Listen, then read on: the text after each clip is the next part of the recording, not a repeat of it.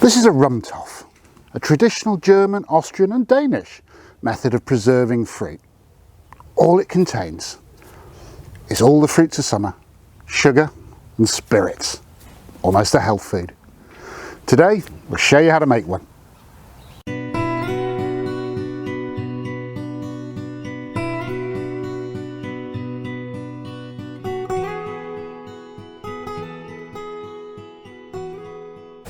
Hello, welcome to English Country Life. Welcome to the garden. My name's Hugh and today we want to talk about the Rumtopf. Now, Rumtopf is a traditional, very simple preserving technique. Rumtopf literally means rum pot, a big glazed pottery pot. But you don't even need one of them. Honestly, this works absolutely fine with a clip-top glass jar. You don't need to go out and buy one of these, although we bought ours for a few pounds in a local house clearance place. They are available for very little money if you look at places like sort of antique shops and charity shops and junk shops. You'll find one if you keep your eyes open for them. What is a Rumtopf? Well, I think it's a brilliant preserving technique. I really mean that, because it's a preserving technique you use all summer long in little tiny bursts. So it only takes a few minutes here, a few minutes there. As one kind of fruit becomes ripe, you put a layer of it in your jar, sprinkle some sugar over and top it up with spirits. Traditionally rum. We use brandy because I prefer the flavour of brandy. Some people use whisky. Whatever you like, it's absolutely fine. The alcohol is the preserving agent. Sugar helps, but mainly it's the alcohol. Then you wait, and when your next fruit becomes ripe, you put a layer of that in. Add a bit of sugar, top up the spirits. And you keep going all summer long. In this one, we've got strawberries, we've got yellow raspberries, we've got red raspberries, we've got white currants, red currants, black currants, blackberries, all manner of goodness. And at the end of the summer, it's full to the brim. You then let it mature, traditionally until Christmas. But honestly, once it's been in there a few weeks, it's absolutely fine to dip in. And you can dip in with a big spoon, bring out some of that wonderful fruit, serve it with cream or ice cream. It's very boozy, it's neat spirits in there, so probably not one to drive after or to share with toddlers, but a fabulous hit of summer when you really need just that little bit of a lift on the dark, cold days. Now, if you do buy a traditional pot, the lids, as you can see, are not that tight fitting, and I was given a brilliant tip by Jackie Han, thank you Jackie, that is just to add a piece of muslin or cheesecloth over the pot, secure it with some elastic, because this pot's going to be on the go all summer long and you don't want fruit flies or anything like that getting into your fruit and spirits.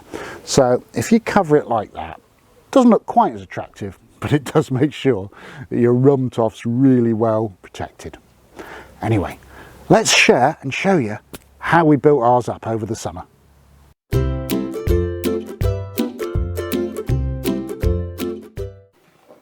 Early season strawberries, the first ones of the year.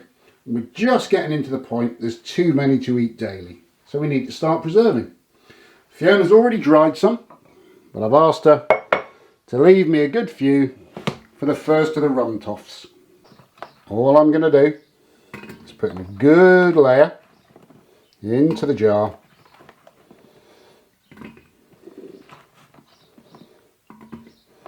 And I want probably a couple of 3 strawberries deep in the bottom of the jar. As we mentioned in the introduction, you don't need to use a formal decorative Rumtopf traditional jar for this technique. You can do exactly the same thing with a clip-top jar. So we're going to show you the basic technique using both. Now, we'll put some sugar in. I tend to try and sprinkle it around evenly, but I'm not quite sure why, because it's all going to dissolve in the spirits anyway.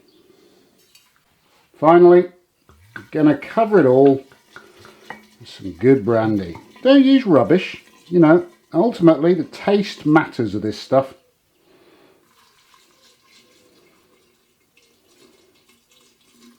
And that's a bottle of brandy in. Yeah, I'm making quite a lot here, aren't I?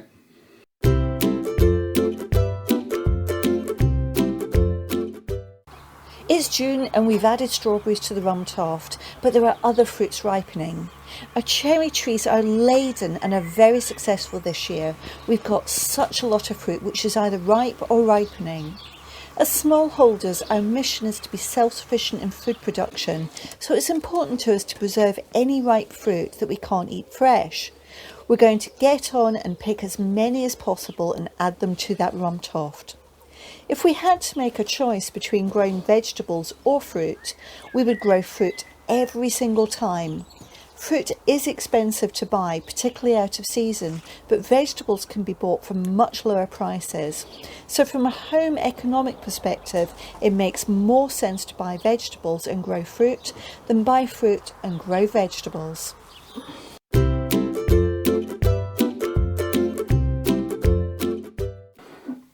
This is today's edition. Aren't they wonderful? Yellow raspberries and a few red ones, lovingly picked by Fiona, and we're going to pop those in with some more sugar and some more brandy. No measurements involved here, and we've got a big old Rumtopf to fill, so in go all those raspberries on top of all the strawberries that are already in there. Have a good few sprinkles of sugar. Don't want to over sweeten it because there's plenty of fruit sugar in there, but just a bit to make it more of a syrup and less of a drink. And finally, just enough brandy to make sure that everything's under the liquid. At this stage, that's still quite a lot. This is a big old vessel. That's about it. We'll pop the cheesecloth back on there, pop the lid on, wait for the next fruit to come into season. There we go.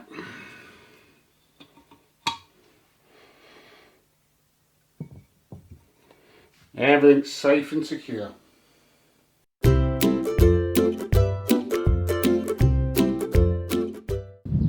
During August, we have a variety of currants ripening. Here you can see white currants. The fruits all grow in clumps from vines on the bush. They're easy to harvest and we simply use a pair of scissors to snip each fruit section away from the plant. We also grow red currants. Every variety of currant can be harvested in exactly the same way, but they all have a slightly different flavour which adds to the variety in the Rumtopf. Although the currants are harvested on the vines, they need to be separated from their stalks before adding to the Rumtopf. The purpose of the Rumtopf is to preserve the fruit, so the woody stalks need to be removed so only the edible part remains.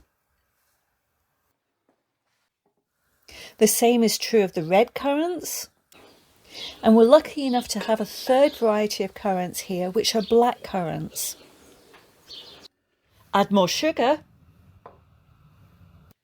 and add more brandy.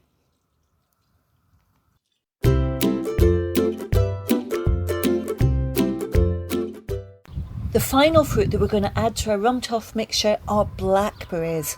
We grow them here on thornless stalks, and don't they look amazing? They're huge and incredibly tasty. And it's the same routine. Add the fruit to the Rumtopf, add the sugar, and add your chosen spirits. As we said, we're adding brandy, but you can add rum, you can add whisky, whatever your taste prefers.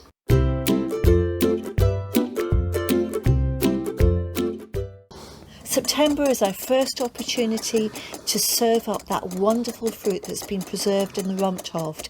It's our time to soak up that flavour of the brandy and the sugar. We'd normally serve it with something like ice cream, but today we're going to take some double cream and we're going to whip it up into some fantastic whipped cream. As we take the fruit out of the Rumtopf, you'll notice that it's lost a lot of its colour. That colour and flavour has been transferred into the brandy, so the two together make a complete dessert. When serving up, put some of the fruit and some of the liquor into your bowl. We're going to add a good dollop of whipped cream, and now it's time for the taste test. A quick change of presenter on screen. You've got me for a few minutes, and that's because I get to taste this wonderful Rumtopf. Hugh has to drive in a little while, and because it's incredibly alcoholic, he can't do the taste test. So I get the fun bit.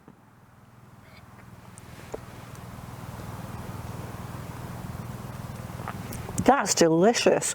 I highly recommend giving this a try. It is very alcoholic, but if you don't mind, I'm going to carry on. Well, that is a Rumtopf. That's a traditional way, but I like it because it's simple and it's quick. You put your layers in one at a time, just as your fruit becomes ripe, and the anticipation is not quite, but nearly, as good as the wonderful dessert it creates.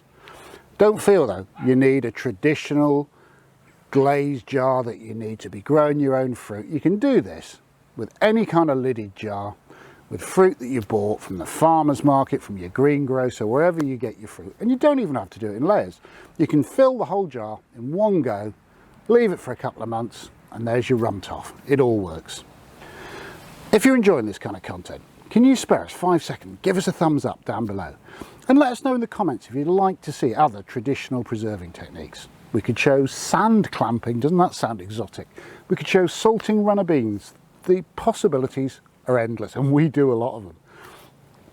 And if you want to see those kind of videos, hit the subscribe button, hit the bell next to it, and you'll hear every time we upload new content. But whatever you do, come back and see us soon. Take care.